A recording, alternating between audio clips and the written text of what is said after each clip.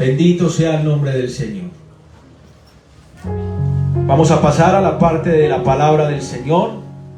Hoy quiero saludar de una manera especial a todos los que nos miran a través de los medios.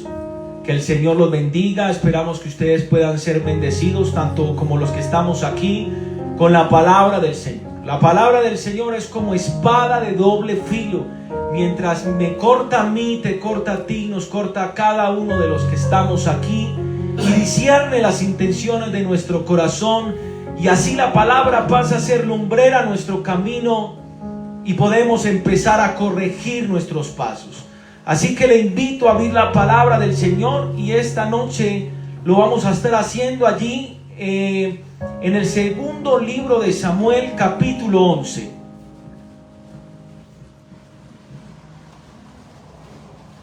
Me confirman con un amén apenas lo tengan.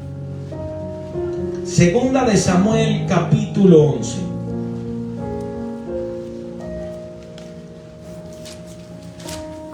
Amén.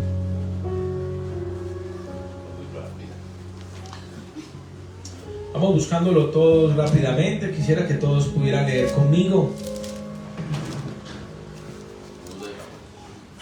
Segunda de Samuel, capítulo 11, del versículo 1 al 5.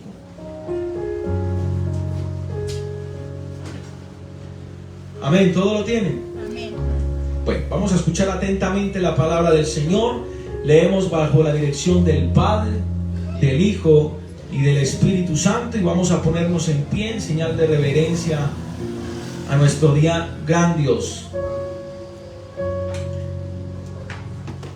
Y dice así, leemos bajo la dirección del Padre, del Hijo y la unción de su Santo Espíritu, y dice así: Aconteció al año siguiente, en el tiempo que salen los reyes a la guerra, que David envió a Joab y con él a sus siervos y a todo Israel, y destruyeron a los amonitas y sitiaron a Rabá. Pero David se quedó en Jerusalén. Y sucedió un día, al caer la tarde, que se levantó David de su lecho y se paseaba sobre el terrado de la casa real, y vio desde el terrado a una mujer que se estaba bañando, la cual era muy hermosa. Envió David a preguntar por aquella mujer, y le dijeron: aquella es Betsabé, hija de Eliam, mujer de Urías Heteo. Y envió David mensajeros, y la tomó, y vino a él, y él durmió con ella. Luego ella se purificó de su inmundicia y se volvió a su casa. Y se volvió a su casa. Dejémoslo hasta ahí. Padre celestial, una vez más va a ser expuesta tu palabra, y te damos gracias por ello. Hoy pedimos, Señor, una vez más tu asistencia, porque en vano ciertamente será mi hablar si tú no hablas a través de esta vasija, Señor. Soy una vasija como cualquier otra, Señor, que puede ser utilizada. La gloria será para ti, Señor. Así que redarguye, exhorta, amonesta, direcciona, corrige, encamina nuestros pasos en esta noche a través de tu palabra. Habla a la profundidad de nuestro corazón, y que no vuelva y torne esta palabra a ti vacía, sino que cumpla el propósito para lo cual tú la envías, Señor. Dame el denuedo y la gracia para predicar tu palabra como debe ser predicada.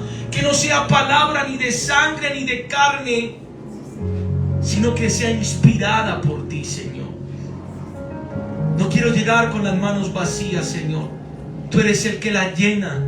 Pon un carbón encendido en mis labios y permíteme hablar tu misterio, Señor. Que mientras tu palabra es expuesta, las cadenas se rompan, los yugos se pudran, se desbaraten los cerrojos. Las personas que nos miran allá a través de la distancia puedan ser reargüidos y guiados a toda verdad, como lo dice tu palabra, Señor.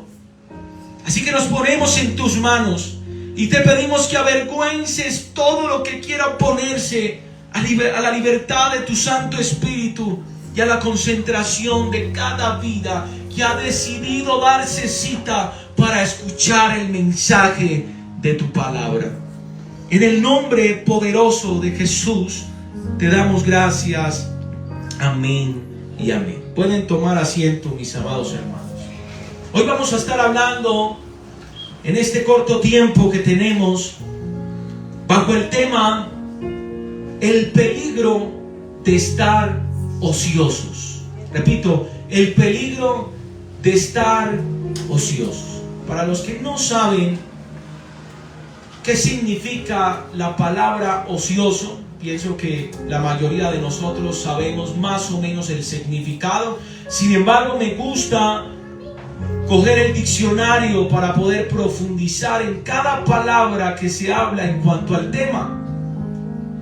Entonces, la palabra ocioso significa que está sin hacer nada. Un hombre ocioso es un hombre despreocupado de casi todas las cosas, de lo ordinario, tanto de lo espiritual, en este caso hablando. Se habla de que el ocioso es una persona que es inútil, sin fruto, provecho ni sustancia. Hemos escogido, o más bien el Señor me ha inquietado a hablar bajo este tema, basándonos y apoyándonos en esta hermosa historia bíblica de este gran rey que todos conocemos, que oímos hablar aún en lo secular. Este hombre ha marcado la historia y creo que todos nosotros hemos escuchado un breve resumen o un breve comentario acerca de este gran hombre de Dios, el cual fue David. Dice la palabra de Dios que David tenía el corazón conforme al corazón de Dios. Así que quiero que podamos profundizar en esta historia, apoyándonos, claro está, en el tema que se ha puesto en esta noche, y quiero que podamos ver por qué pasó este acontecimiento, por qué David llegó a esta instancia de fallarle a Dios de una manera tan cruel y tan profunda, hermanos. Quiero que podamos estudiar esta historia en su contexto y que podamos sacar provecho de ella. Este hombre que tenía el corazón conforme al corazón de Dios, podemos ver claramente en esta historia que le falló a Dios. Y no fue una falla cualquiera, fue una falla que hasta fue de muerte. Pero bueno, vamos a verlo en el transcurso de los minutos. Quiero, antes de dar desenlace a esta historia, hablar un poco de nuestra mente y de aquello que nos hace caer en el pecado que cometió David. David aquí cometió un pecado gravísimo y quiero resumirle un poquito por encima de qué hizo David. David en esta ocasión no salió a la batalla. Sabemos que era el rey de Israel, que Dios lo había ungido, que Dios lo había levantado, que Dios lo había puesto para vencer, para conquistar, para honrar a Dios, por supuesto. Y este día en particular, David decidió no salir a la batalla. Se tranquilizó, se relajó porque tenía ya varios personajes que tomaron el papel de él, el cual era Moab. Y dice la palabra que estando ocioso, estando tranquilo en el palacio, paseándose por el terrado, vio a una mujer no solamente hermosa, dice la palabra de Dios, muy hermosa. Pero nota que David nos tiene que parecer raro, hermanos, que este hombre, después de haberse apasionado por salir a la guerra, en esta ocasión decidió quedarse, decidió darle lugar a la pereza o a estar ocioso. Y ahí fue que pasó lo que pasó. Estando tranquilo y paseándose por ese terrado, dice que viendo a la distancia vio a Betsabé, ¿cómo dice que se llama? Betsabé, ¿sí? Y dice que la vio y fue flechado, fue encantado de alguna u otra manera por las fuerzas del mal.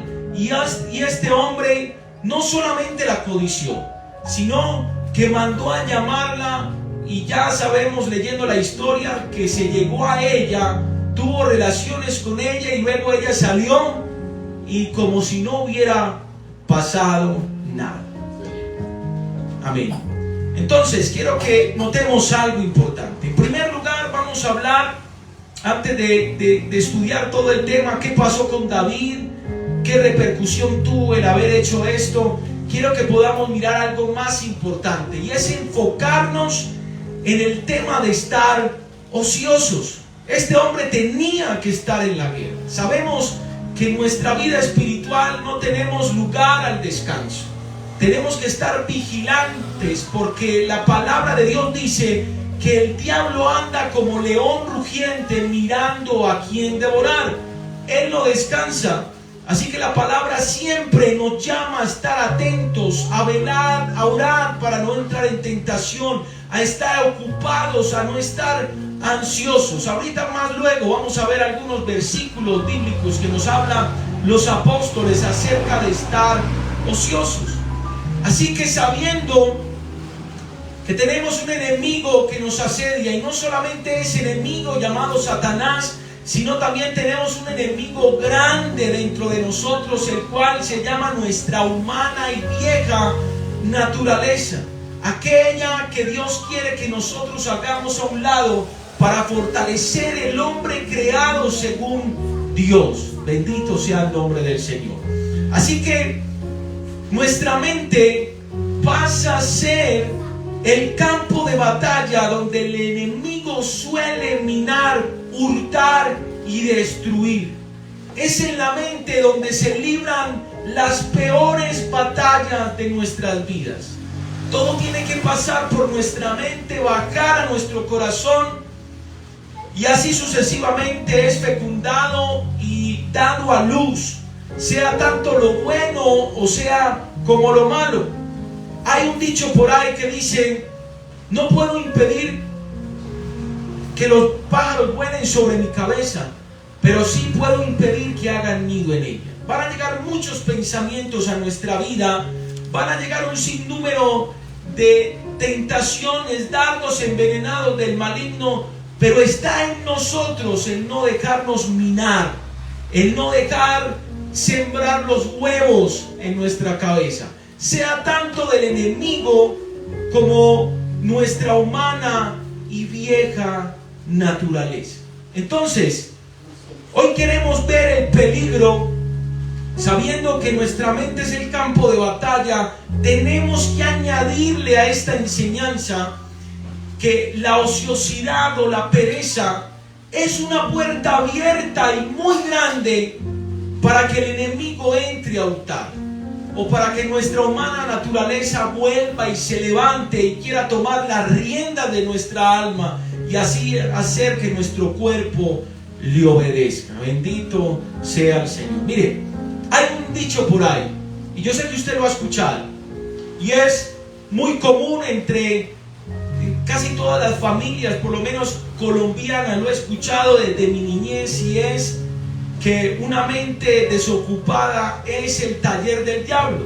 Eso lo hemos escuchado toda la vida. O que una mente desocupada es el laboratorio del diablo. Podemos deducirlo de esta manera: una mente desocupada no solamente es el taller del diablo, sino también el taller de nuestra humana y vieja naturaleza, que se opone a todo lo que se llama Dios. Por cierto, quiero hablarles un poco algo breve acerca de este pensamiento. Este pensamiento de que nuestra mente desocupada es el taller del diablo tiene fundamento, y ese fundamento está allí en Isaías 26:3. Ya lo vamos a leer. Quiero que escuche algo que he escrito. Uno de esos viejos y sabios proverbios, el cual acabamos de anunciar, de los abuelos, dice que mente desocupada, laboratorio, taller del diablo. Y es cierto. Pues cuando no no llenamos nuestro cerebro con pensamientos de paz, de amor, de bondad, de fe, entonces creamos un vacío que se intentará calmar de inmediato con todo lo opuesto. ¿Qué es lo opuesto al amor, a la bondad y a todo esto? Las obras de la carne, la cual puede ser la preocupación, el odio, la maldad, la duda, la cizaña y un sinnúmero de cosas. La mente es como un empleado necio al que hay que tener ocupado productivamente. Mire, no solamente hablando en el ámbito espiritual. Quédese usted sin hacer nada y termina haciendo algo malo. Empieza a taladrarle todas aquellas cosas que no convienen, ¿cierto? Por eso cuando usted ve un hijo que no quiere estudiar, que no quiere trabajar, que no quiere sino ver películas y dormir todo el día, pues entonces déjeme decirle que está propenso a caer en la droga, en un sinnúmero de cosas que no van a ser de agrado ante la sociedad. Eso hablando en nuestra área secular, ¿cierto? También lo podemos ver en el trabajo y en todas las áreas de nuestra vida. Cuando nosotros somos ociosos, nos cerramos las puertas. Inclusive, cuando somos ociosos y perezosos y damos lugar a la pereza, dice que vendrá como hombre armado el hambre, la hambruna, la escasez, hermano. No podemos por nada del mundo estar ociosos. Siempre tenemos que estar ocupados. Eso hablando del área secular. ¿Cuánto más nosotros debemos estar pendientes de nuestro lado espiritual? El Señor Jesús llamó constantemente a los discípulos a estar velando, a estar haciendo algo por la obra, no dándole lugar al enemigo, como dice su palabra, resistiéndole para que él pueda huir, haciéndole frente, estando ocupada nuestra mente en las cosas celestiales. Mire, yo les puse un ejemplo hace unos días y suelo ponerlo muy a menudo porque me parece muy útil y más para esta enseñanza, y es el ejemplo del perro blanco y el perro negro, que les he dicho que el perro negro representa lo malo, como para ponerles una especie de ejemplo, y el perro blanco representa lo bueno, lo santo, lo agradable, lo de buen nombre. Y sabemos que al que más alimentemos, ese es el que va a ganar a la hora de una disputa. Y sabemos que nuestra vida está en una continua disputa, porque las obras de la carne siempre están disputando con las cosas del Espíritu, y las del Espíritu, como lo dice su palabra, las cosas de la carne. Entonces, teniendo ese principio y sabiendo que no podemos darle alimento a la pereza y a todo aquello que nos va a hacer caer en un abismo, pues entonces tenemos que ser conscientes de que no podemos ser ociosos tanto en nuestra vida secular como en nuestra vida espiritual. Mire, si falla alguna de las dos, va a afectar. Si por ejemplo falla la del lado del secular, va a afectar la espiritual. Y si falla la espiritual, pues entonces terminará afectando la secular. Porque si nosotros no somos dirigentes en nuestra vida secular, pues entonces mucho menos lo vamos a hacer para el Señor. Vamos a estar desconcentrados, vamos a estar con nuestra mente perdida, y tanto también en nuestra vida espiritual. Si no somos atentos y dirigentes en nuestra vida espiritual, pues entonces también en nuestra vida secular en muchas ocasiones vamos a ser descuidados.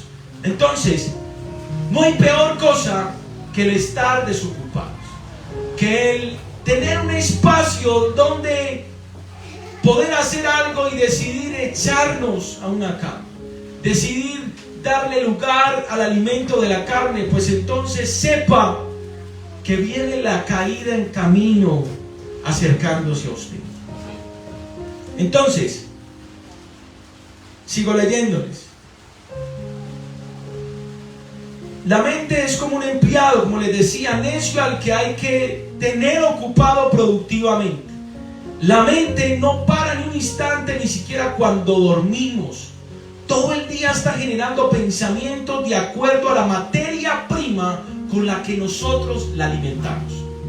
Y esa materia prima la constituyen varias cosas: las conversaciones que hemos tenido, la música que hemos escuchado, los programas que hemos visto en la radio o en la televisión, el cine que hemos consumido, las páginas web o de internet que hemos visitado, los lugares que hemos frecuentado, los libros que hemos leído y las cosas que contemplamos a diario.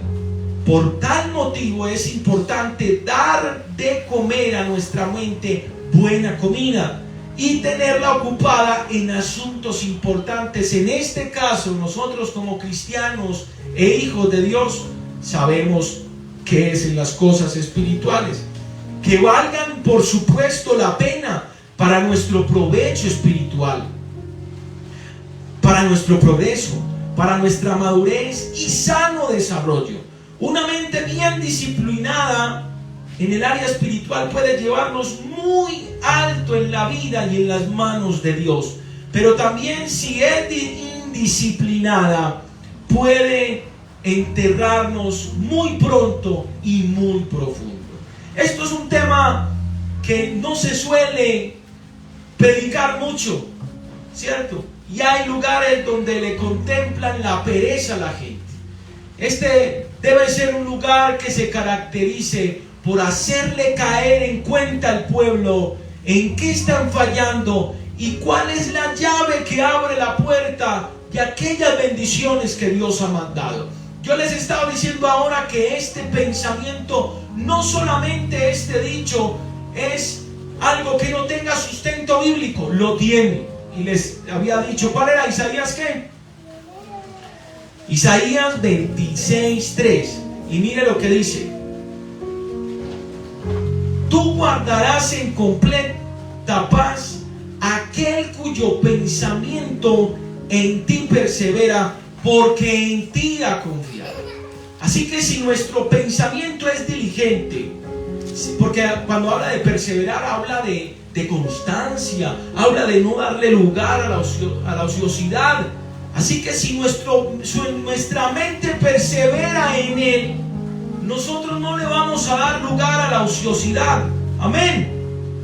Y mire, también en Romanos 12:2 dice: no os conforméis a este siglo, sino transformados por medio de la renovación del entendimiento, para que comprobéis cuál sea la buena voluntad de Dios, agradable y perfecta. Cuando dice para que renovemos nuestro entendimiento, ¿dónde queda ubicado nuestro entendimiento?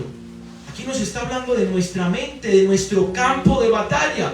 Y si nosotros somos ociosos, vamos a dejar que mire el enemigo nuestra mente al punto donde ya vamos a mirar atrás y vamos a decir: ya es demasiado tarde. Así que si nosotros renovamos nuestros pensamientos a través de la diligencia y de no estar ociosos, pues entonces no le vamos a dar cabida al enemigo y vamos a poder avanzar. Mire, una de las cosas que más estancan la vida de un cristiano es la ociosidad y la pereza. Por eso dice la palabra que el hombre de doble ánimo es inconstante en todos sus caminos. Un día queremos orar y leer la palabra, pero 5 días seguidos queremos sentarnos en el mueble porque estamos muy cansados. No nos damos cuenta que nuestra fortaleza no viene por el descansar muchas horas. ¿Acaso es que estamos ignorando la palabra que dice que los jóvenes caen y flaquean, pero los que esperan en Jehová tendrán nuevas fuerzas, levantarán las alas como las águilas, correrán y no se cansarán, caminarán y no se fatigarán? El salmista decía, y usted lo puede ver constatado en los salmos, diciendo que la fortaleza de él era Dios, y aún en las noches sus lágrimas eran su pan. Pero decía, pero las fuerzas no se han perdido. Podemos ver, por ejemplo, a un Caleb, que después de pasar tantos años de entregarle la tierra prometida a Dios, a los hijos de Israel, salió como de 80 años diciendo: yo tengo la misma fuerza que cuando conquisté la tierra de Canaán al principio, cuando tenía 40.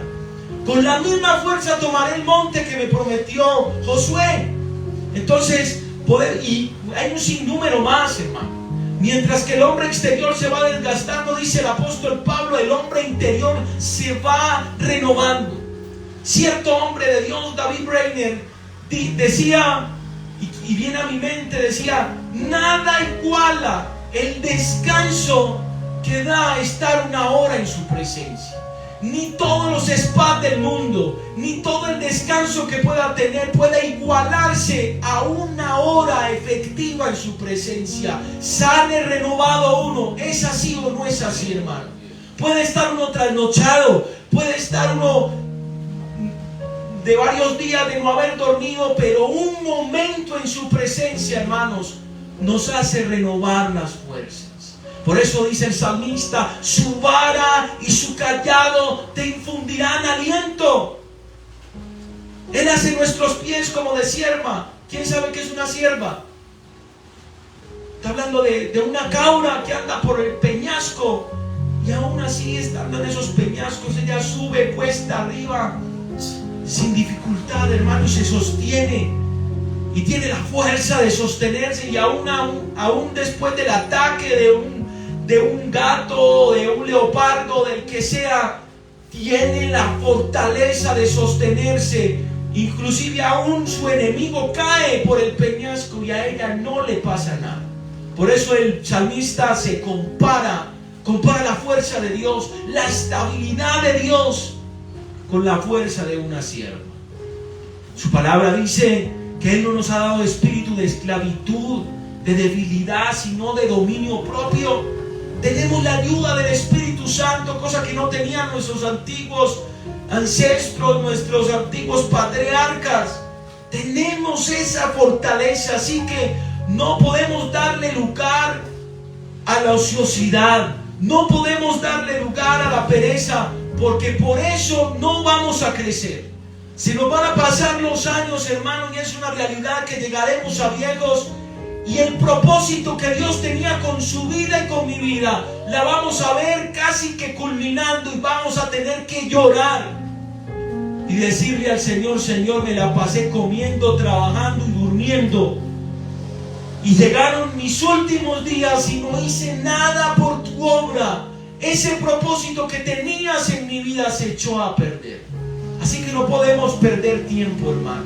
Sabemos que los días los tenemos contados, que los tiempos son malos, que tenemos que esforzarnos y ser valientes, así como le dijo Dios a Josué después de que Moisés murió. ¿Qué le dijo? Esfuérzate y sé valiente. Ahora no vamos a pretender que el esforzarnos y ser valientes es simplemente trabajar de manera mediocre para aquel que dio toda su vida por nosotros. Debe haber una constancia en nosotros. Así que este hombre David cometió un gravísimo error, porque se confió de las victorias pasadas, porque se confió de su ejército. Mire, esto me hace pensar en los momentos donde tenemos más debilidad y prueba. ¿Qué pasa cuando usted tiene la prueba y está solo y tiene que salir a trabajar y tiene que guerrear y tiene que orar y tiene que hacer un montón de cosas y tiene dificultades? ¿Acaso no está todos los días usted en la presencia de Dios, tirado, clamando a Él? Pero cuando ya tenemos la nevera llena, tenemos un trabajo estable, nuestra familia está aliviada, pues no suele ser tan intrigante la hora de orar en la madrugada. No somos de la misma manera llamados, o por lo menos no nos sentimos de la misma forma, hermanos. Entonces decimos: no, pues como que todo va bien, y nos volteamos de lado. Eso fue lo que hizo este rey, que tenía el corazón conforme al corazón de Dios. Usted no se ha llegado a preguntar: ¿cómo? Yo me lo he llegado a preguntar. El que tenía el corazón conforme al corazón de Dios mandó a matar la mujer, mandó a matar el mejor amigo para quedársele con la mujer. Eso es inconcebible, hermano. Pero ¿sabe qué? Hay una diferencia grande, y es que yo no tenía la misma ayuda del Espíritu de Dios como la tenemos nosotros. O sea que es más inconcebible que usted lo haga a que David lo hubiera hecho. Amén. Y luego vamos a ver otros atributos de David, otras cosas, si nos lo permite el Señor en esta hora, hermanos. Y antes de entrar a la profundidad de ese tema, quería tocar el tema de la mente, nuestro campo de batalla. Ya sabemos que la desocupación es el taller del diablo. Aunque la Biblia no habla de la mente específicamente, si se le menciona cuando se hace referencia al corazón humano. Pues en lugar de describirlo como el músculo que bombea sangre a todo el cuerpo, ¿cómo lo llama la palabra? Lo habla como el generador de las buenas obras o de las malas obras. Se ha descubierto que en el corazón hay otras neuronas, así como en el cerebro, hermanos, y que tiene capacidad independiente de, podríamos decirlo, de pensar o de conjeturar o de sentir, hermano. Por eso la palabra habla del corazón y dice, y de él mana la vida. Entonces, el corazón equivale también a la mente. Hay que guardarlo, protegerlo, cuidarlo, disciplinarlo, ya que de él, como lo dijimos y valga la redundancia, mana la vida. El profeta, así como lo leímos hace un momento, el profeta Isaías escribió hace 2000, Cale y Juanita. El profeta Isaías escribió hace 2700 años que aquella persona que persevera en pensar en Dios, en hacer su voluntad y en agradarle, vivirá en completa paz, porque en él ha confiado, como lo leímos hace un momento. Así que, ¿cuántos conocen aquí la historia de David? ¿Por qué lo hizo? Todos la conocen. Isabel. Bueno, vamos a estudiar. Vamos a ver por qué David cometió este error. Pues ya sabemos que lo cometió por estar ocioso, pero vamos a ver los resultados. Y ya vamos para ahí. En segundo punto, antes de entrar en esto, el resultado, las consecuencias de darle lugar a la ociosidad. Vamos a estar mirando este segundo paso como el resultado o las consecuencias de darle lugar a la ociosidad. Entonces, versículo 5.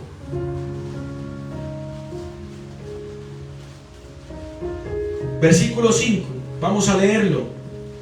Y vamos en el 5. Entonces, dice que después de que ella salió y se purificó de su inmundicia, dice, versículo 5, y concibió la mujer, o sea, dio a luz. Ese pecado dio a la final un hijo, ¿cierto?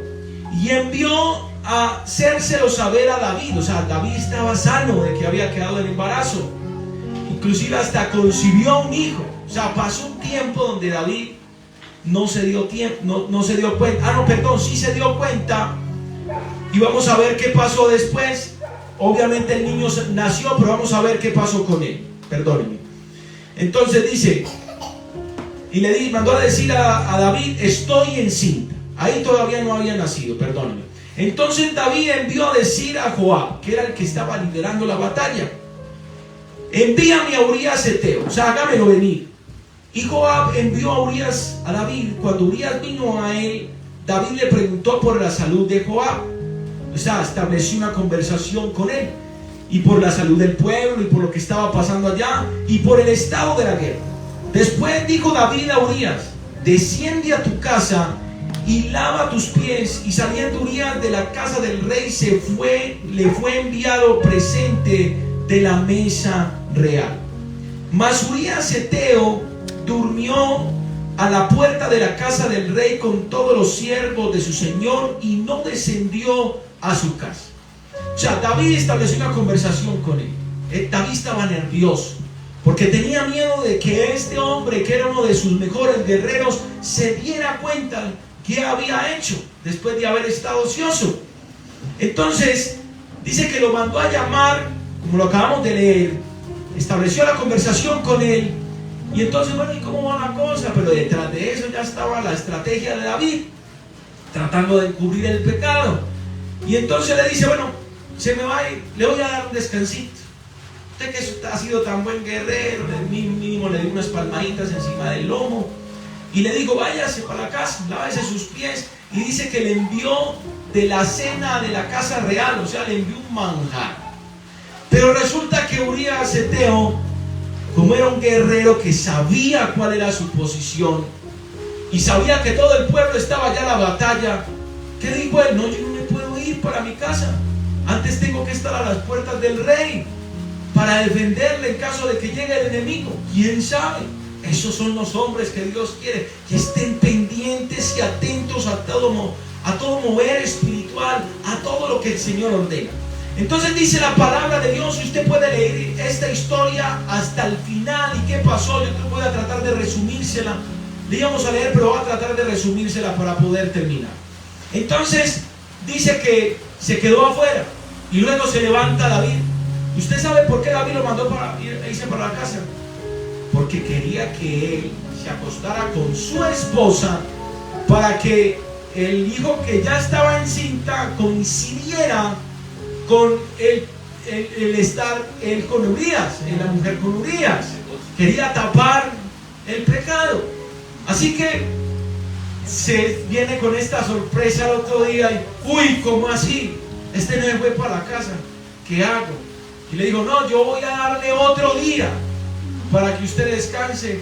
Y entonces lo emborrachó, lo embriagó para que tuviera que, porque la gente embriagada, como, ay, me dio espositis, y entonces cogía para donde la mujer.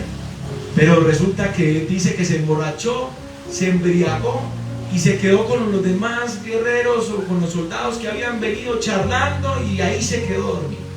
Entonces al David darse cuenta que no había podido con él, entonces, hermano, esto es inconcebible lo que hizo. Pero bueno, Dios lo perdonó porque no perdió su identidad como hijo. Entonces dice que con él mismo mandó una carta a Moab, que era el que estaba liderando la batalla allá, y le mandó a decir, se Urías llevó la misma carta de sentencia contra él mismo y ni siquiera la abrió. Fue y la llevó y se la llevó a Moab, y en la carta decía, póngamelo en primera línea de batalla. O sea, póngamelo adelante donde están los más vulnerables, ¿cierto? Y si mueren, que mueran, ¿cierto? Cuando claro, lo mandó adelante, y Moab, sabiendo lo que había pasado, hermano, pues me imagino que si no sabía todo el contexto, por lo menos lo sospechaba. Entonces, claro, pusieron a Urías al frente de la batalla. Efectivamente, todo le salió como quería David, tapó su pecado. Como dice mi hermano Guillermo, pelaron a Urías Eteo, lo mataron, y entonces mandaron la carta diciéndole, bueno, ya pasó, murió Urías Eteo. Y entonces David le responde, le dice, haga cuenta que no pasó nada. Antes hagamos más frente al enemigo y esto, y fortalezcamos esto y lo otro, y listo, ¿cierto? Y entonces dice que la mujer de Urías hizo duelo, y pasaron los días, y resulta que llega Natán el profeta.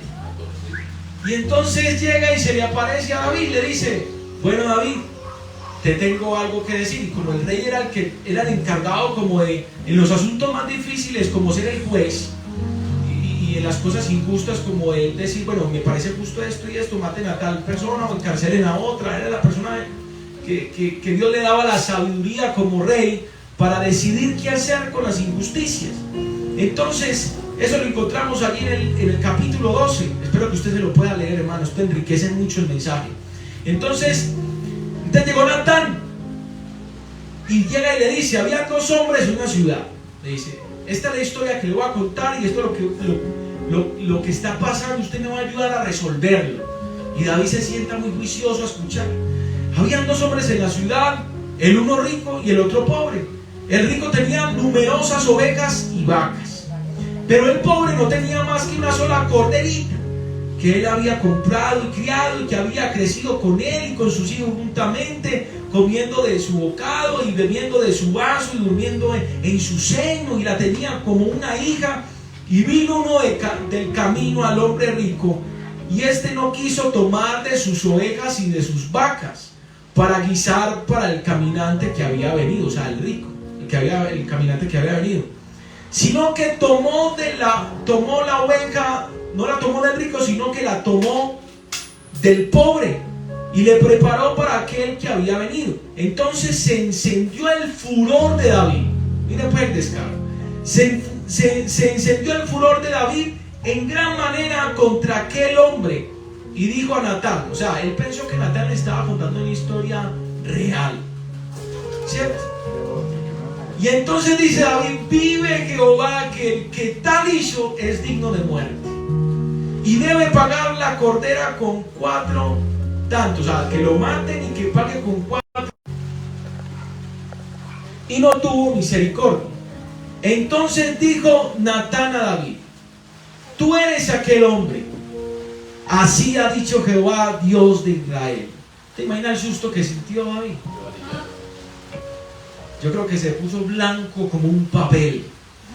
Y le dice el Señor, yo te ungí por rey sobre Israel y te libré de la mano de Saúl. Sabemos que Saúl lo intentó matarle. Y te di a la casa de tu Señor, las mujeres de tu Señor en tu seno, además de ti la casa de Israel y de Judá. Y si esto fuera poco, te habría añadido mucho más. Porque pues tuviste en poco la palabra de Jehová, haciendo lo malo delante de sus ojos. A Urías Hiteo diste a espada y tomaste por mujer a su mujer, y a él lo mataste con la espada de los hijos de Amón. Y ahí sigue un repertorio y le dice, pues entonces, hermano, le dice el Señor, esto no se va a quedar así. Tiene que haber una repercusión, porque Dios al que ama castiga. Y le dice, te van a hacer un hijo, pero ese hijo va a morir.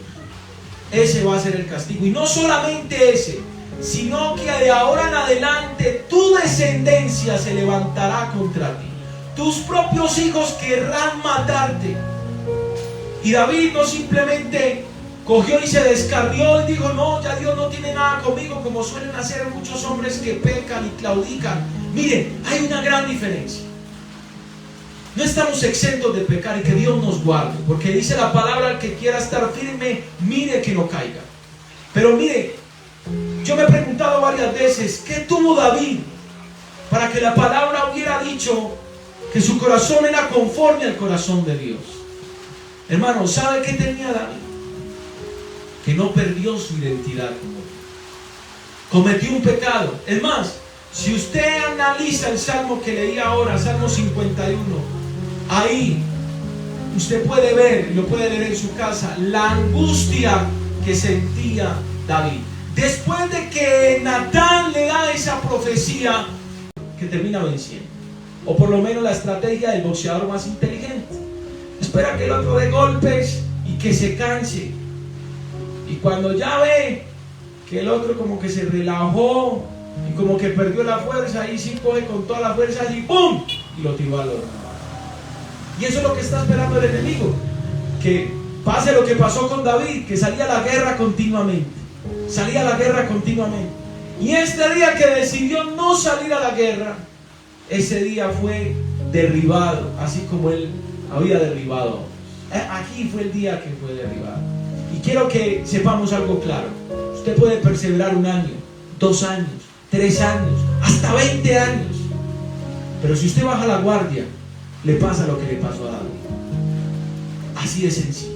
Cuando nosotros salimos de la presencia de Dios, empezamos a ver como todo tan común, como tan normal. Empezamos a conjeturar acerca de las cosas que antes nos parecían malas y que lo vimos a través de la palabra, y empezamos a decir, no, pero no es tan malo. No, yo no creo que Dios piense así. Recordemos que si no estamos en su presencia de continuo, pues no vamos a entender muchas cosas que solo entenderemos en su presencia. Ya, ahí queda concluido ese tema, hermano. No podemos darle lugar a la ociosidad, hermano. No es que usted va a orar 1 hora y se va a acostar a dormir 20, porque entonces no hacemos nada, hermano. Tenemos que orar, tenemos que trabajar, no podemos ser negligentes, ¿cierto? Como decía el apóstol Pablo, no sigan el ejemplo de aquellos ociosos que, creyendo que la venida del Señor está a la vuelta de la esquina, mantienen de casa en casa pidiendo comida y ahí relajados, y vendieron todo lo que tenían porque el Señor iba a venir. No, el apóstol dice, no, esto no es para este tiempo, tienen que cumplir algunas cosas. No vamos a estar ociosos, hermano. De manera que ahora en adelante vamos a procurar llenarnos mentalmente de cosas positivas, primeramente, de todo lo bueno, apacible, agradable, de buen nombre, como lo dice su palabra, no exponiendo nuestros ojos al pecado, ni nuestros oídos a material contaminante.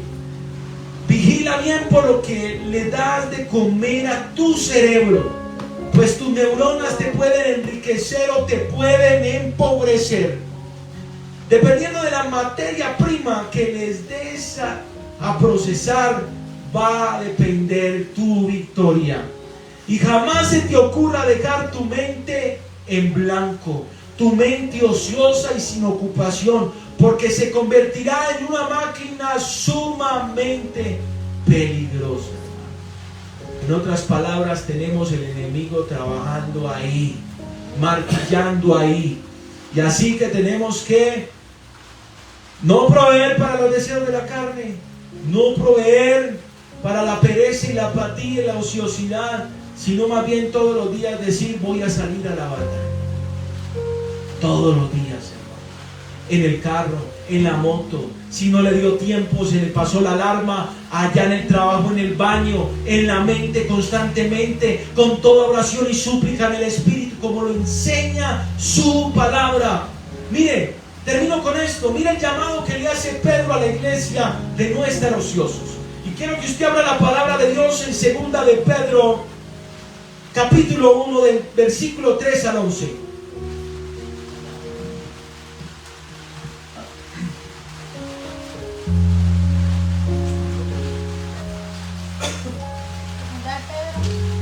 Segunda de Pedro, capítulo 1, del 3 al 11. Mire lo que dice. Póngale cuidado que con eso termino. Espero que ustedes puedan leer en su casa la historia de segunda de Samuel, la que hemos leído acerca del rey David, para que puedan entender muchas cosas más, hermano. Dice, segunda de Pedro, capítulo 1, versículo del 3 al 11, dice: como todas las cosas que pertenecen a la vida y a la piedad nos han sido dadas por su divino poder, mediante el conocimiento de aquel que nos llamó por su gloria y excelencia, por medio de los cuales nos ha dado preciosas y grandísimas promesas, para que por ellas llegaseis a ser participantes de la naturaleza divina, habiendo huido de la corrupción que hay en el mundo a causa de las concupiscencias. Dice, versículo 5, vosotros también poniendo toda diligencia por esto mismo. Mire, habla de diligencia en el Señor. Poniendo toda diligencia por esto mismo, añadid a vuestra fe virtud. O sea, no es solamente tener fe, sino añadir la virtud y acompañar la fe con el estar no ociosos, sino activos. Entonces, añadir a nuestra fe virtud. A la virtud conocimiento. ¿Cómo le añado yo a la virtud conocimiento? A la fe virtud y a la virtud conocimiento. Estudiando las Sagradas Escrituras, hermano. Conociendo qué dice el Señor. Como dice un gran hombre de Dios, ¿quieres conocer a Dios? Pues entonces abre su palabra. Ahí conocerás su voz. Entonces, añadir a la virtud conocimiento. Versículo 6. Al conocimiento dominio propio. O sea, al yo tener conocimiento también tengo que tener un dominio propio, porque la palabra de Dios me dice que mayor es el que lo domina a sí mismo que el que domina una ciudad entera. O sea, es más fuerte aquel que se domina a sí mismo. Así que hay que poner y ser radicales en muchas cosas. Un momentico, no, yo le añadí a la fe virtud, a la virtud conocimiento, y el conocimiento le tengo que poner una rienda. Y tengo que sentar mi alma y bueno, y vamos a estar aquí y vamos a estudiar la palabra y vamos a seguir practicando lo que la palabra me enseña. Y al dominio propio dice añadirle paciencia, ¿cierto? O sea, para usted tener dominio propio tiene que añadir paciencia, porque es difícil estar uno como ahí este caballo, si uno quiere como salir y al último nos bajamos y uno se fue. No, se me queda aquí. Y eso me habla también de paciencia. la sabiduría de estos hombres, hermano, al escribir a través del Espíritu Santo esto, hermano, y dice, añadir a la paciencia, añadir piedad, ¿cierto? O sea, amor a los demás también, ¿cierto? Si no, no está la obra completa. Entonces, añadir a la paciencia piedad, y a la paciencia y a la piedad añadirle afecto fraternal. O sea, a los hermanos, a todos el vínculo de mis hermanos. Y al afecto fraternal termina diciendo añadirle amor. Y todas estas virtudes me hablan de ¿qué? Una sola cosa: diligencia. Diligencia en el Señor. Porque mire pues, ya ahí termina, versículo 8. Porque si estas cosas están en vosotros, ¿qué? Fe, virtud, conocimiento, paciencia, dominio propio, piedad, afecto fraternal, amor. Porque si todas estas cosas están en vosotros y abundan, y para que abunden tenemos que ser diligentes, no os dejará, mire, no os dejará estar ociosos ni sin fruto en cuanto al conocimiento de nuestro Salvador, nuestro Señor Jesucristo. Si todas esas virtudes están en nosotros, no vamos a estar ociosos. Porque si amamos a nuestro prójimo, vamos a estar trabajando en pro de nuestro prójimo. Porque si sabemos que tenemos que añadir a la fe virtud, tenemos que estar en completa entrega al Señor. Y si a la virtud conocimiento, pues entonces si quedó un tiempo vamos a estudiar la palabra. Y si se fue el tiempo de la palabra, en la oración vamos a tener paciencia al esperar al Señor. Y en la oración vamos a recibir parte del conocimiento también, y amor fraternal, y amor a nuestro prójimo, y amor a todos, de ese amor ágape del cual nos habla la palabra. Dice, versículo 9, porque el que no tiene estas cosas tiene la vista muy corta, dice el apóstol Pedro, es ciego, habiendo olvidado la purificación de sus antiguos pecados. Por lo cual, hermanos, tanto más procurad hacer vuestra vocación y elección, porque haciendo estas cosas, dice, léalo, no caeréis jamás. Hermano, en otras palabras, les está diciendo, si usted tiene cuidado de no ser ocioso, no va a caer jamás. Hermano, qué promesa tan grande, hermano. Eso es una promesa del Señor. No vamos a caer jamás, porque de esta manera, y termina el versículo 11, porque de esta manera os será otorgada amplia y generosa entrada en el reino eterno de nuestro Señor Jesucristo, nuestro Salvador. Hermano, nuestra mejor película, nuestra mejor serie, nuestra mejor novela, nuestra mejor entretención debe ser el ver la gloria de Dios en nuestra vida. Debe ser el ver la mano de Dios moverse a favor de nosotros. Ese debe ser nuestra mayor excelencia y deleite. Y si no está en nosotros, pues es tiempo de tirarnos del suelo y decirle al Señor, apasioname por tus caminos.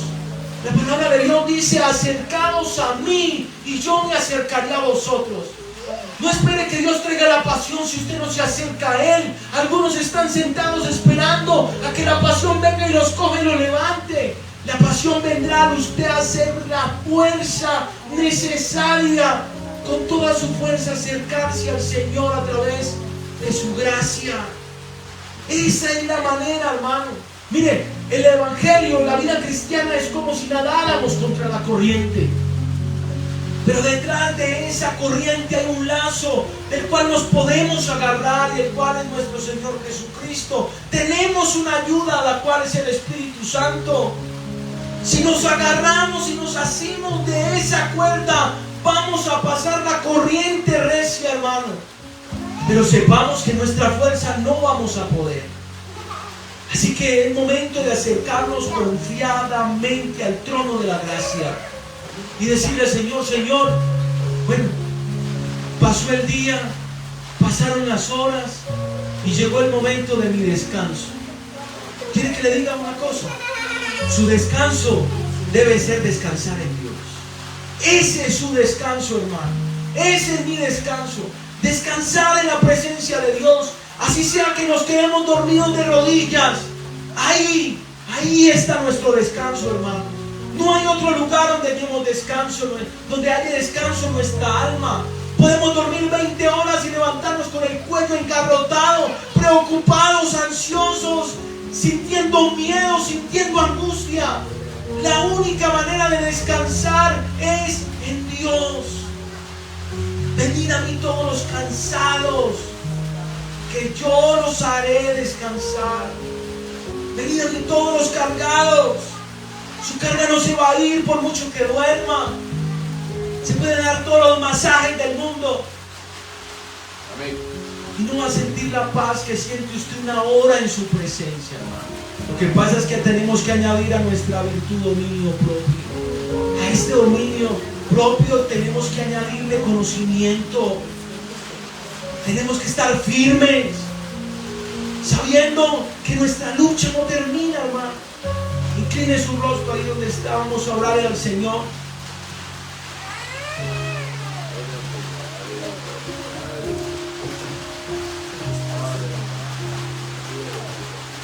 Bendito sea tu nombre, Señor, en esta hora. Bendito sea tu nombre en esta hora, Señor. Padre, ayúdanos a no estar ociosos, porque por eso hemos perdido nuestros días. Quizás puede llegar nuestra vejez y haber sentido que perdimos el tiempo. Mira, hermano, algunos dicen que lo que Dios programó para un hombre se tiene que hacer por encima de lo que sea. Pues, hermano, a mí la palabra de Dios demuestra que también tiene que haber colaboración suya y mía. Y puede Dios tener el propósito más grande en tu vida. Pero, hermano, si usted es una persona negligente y perezosa, van a pasar los años y el propósito de tu vida se perderá, se echará a perder. Por eso Dios nos hace una llamada constante en su palabra a ser diligentes, a no estar ociosos, a ser esforzados y valientes.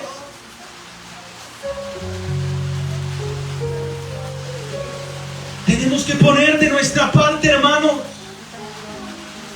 Pues que acaso se nos olvida que somos las manos del Señor, el cuerpo del Señor, los ojos del Señor, los oídos del Señor. Somos sus miembros, su cuerpo.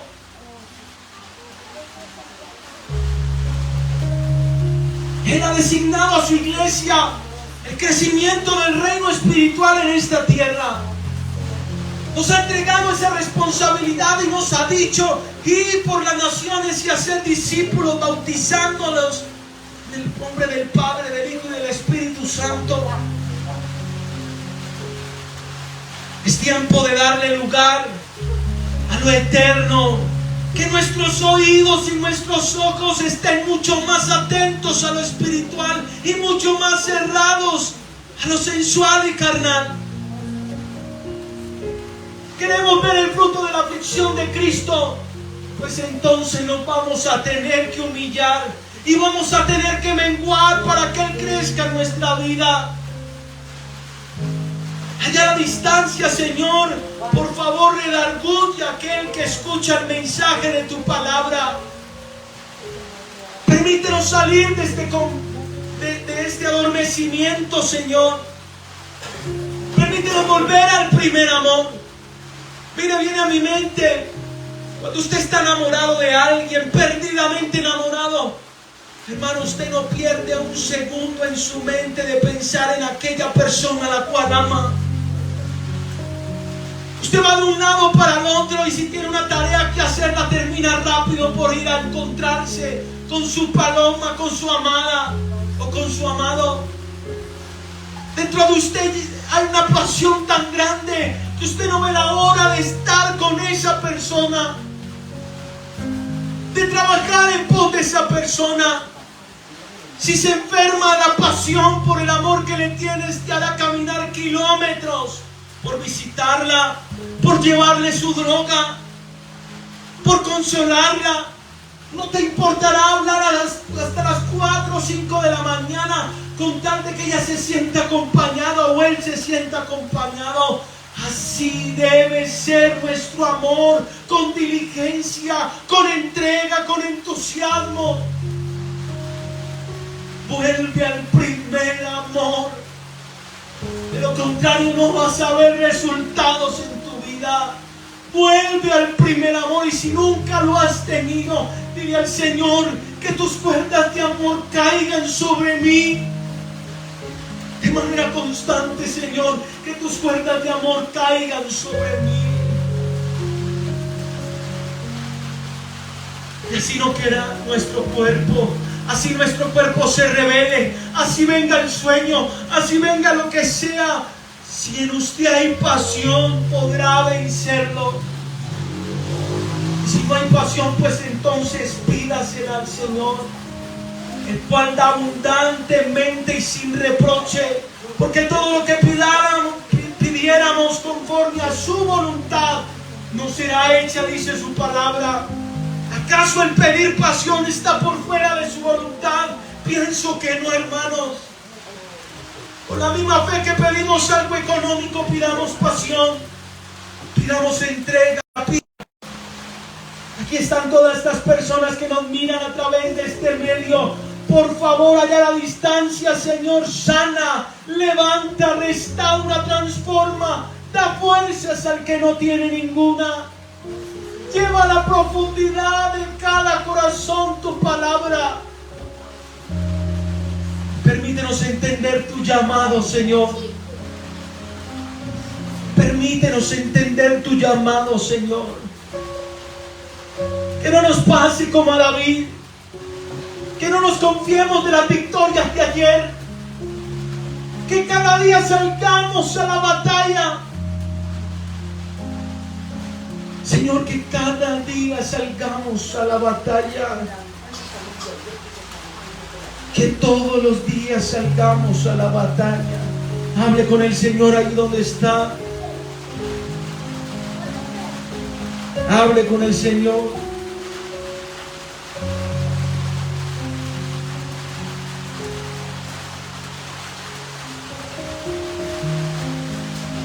Bendito sea tu nombre, Señor.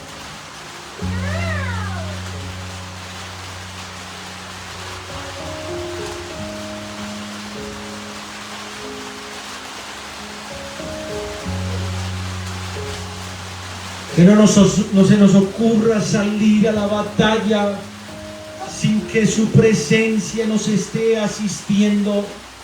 Que no se nos ocurra. Que no se nos ocurra. Hay días que mi mente falla.